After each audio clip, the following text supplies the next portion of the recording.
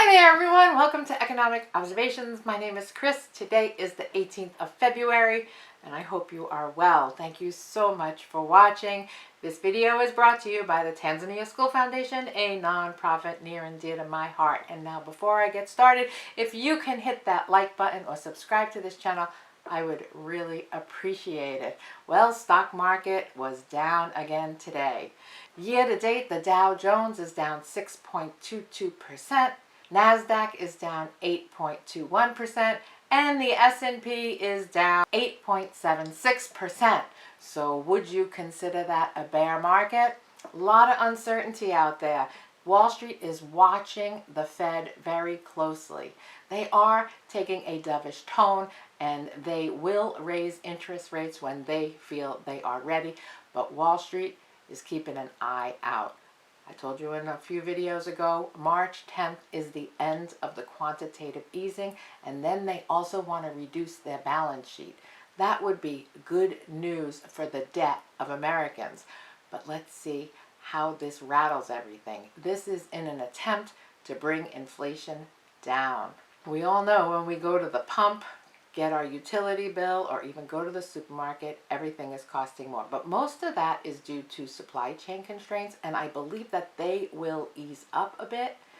I am favoring more that we will not have this runaway inflation, and I think that everything will start to stabilize. Interest rates on mortgages are almost at 4%.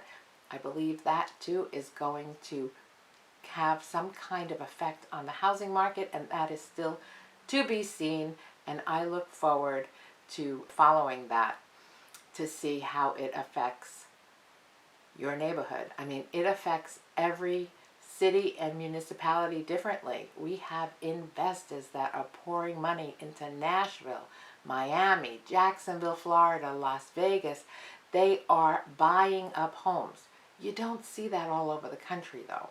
In Massachusetts, it's not really existing where you see Blackstones and BlackRocks and all the whatnot buying up homes, because most of the homes they're not new. There's no new developments.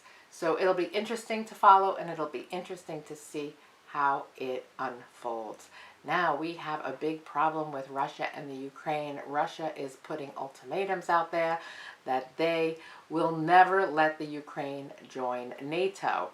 They feel like that is part of the Soviet Union, and they do not want the Ukraine to join NATO. And I believe that's what this is all about. They have not withdrawn any troops. Instead, they are doing practice runs and sending live ammunition on the north, the east, and even on ships. Big problem. Biden came out this afternoon and he thinks that war is imminent between Russia and the Ukraine. Russia has already evacuated the eastern part of Ukraine and put them into Russia, some civilians, to keep them safe. Stock market doesn't like that. Good thing it's a 3-day weekend, because who knows what would happen when that first strike hits and kills someone. There have been some strikes already on fields, on homes, even in a kindergarten. Nobody has been hurt. This is all something to look out for.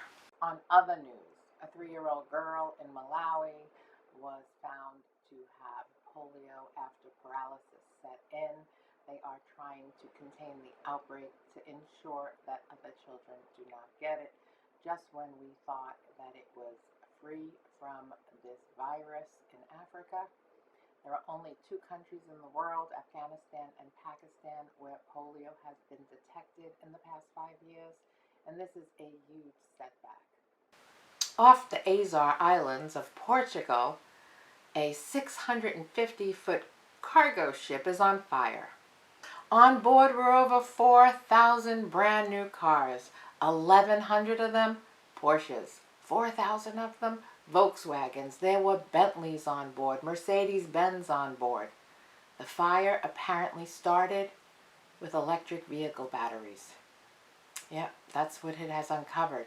And it has been noted that specialists will be needed to put out the raging fire on that cargo ship in the Atlantic Ocean due to complications from burning lithium ion batteries. inside thousands of luxury cars aboard that vessel. Whew! The number of electric luxury cars caught fire on the ship, which was abandoned, spread through the vessel. It is unclear if the battery started the fire or if the fire started elsewhere and spread to the batteries. But when these lithium ion batteries catch fire, they produce noxious gases, and only specialists can put them out. They require some kind of dry chemical.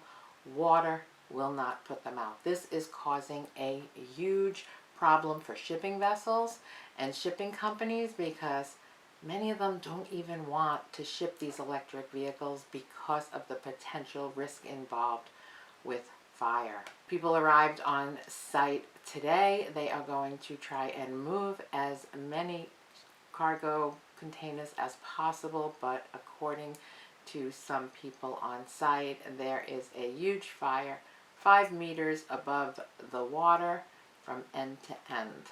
Estimated loss like $180 million. So 1,100 Porsches, with the average Porsche costing $101,000 to $147,000.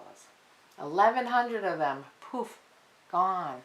Of them also, we have 189 Bentleys on board. Whew, and you thought the Porsche was expensive?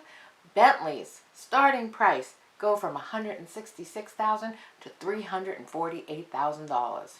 The ship was 3 days into a 13-day voyage to Rhode Island, so if you live in the Northeast and were expecting your brand new Porsche or your Bentley to arrive within the next few weeks, well, I'm sorry, you're going to have to wait another 6 months, because it doesn't look like it's going to come on shore. It's floating adrift in the Atlantic Ocean right now.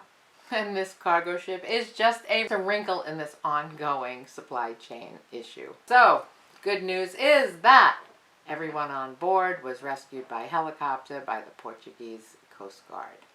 Anyway, that's all I got for you today. Thank you so much for watching. As always, I appreciate you. Please, again, hit this like button if you made it this far.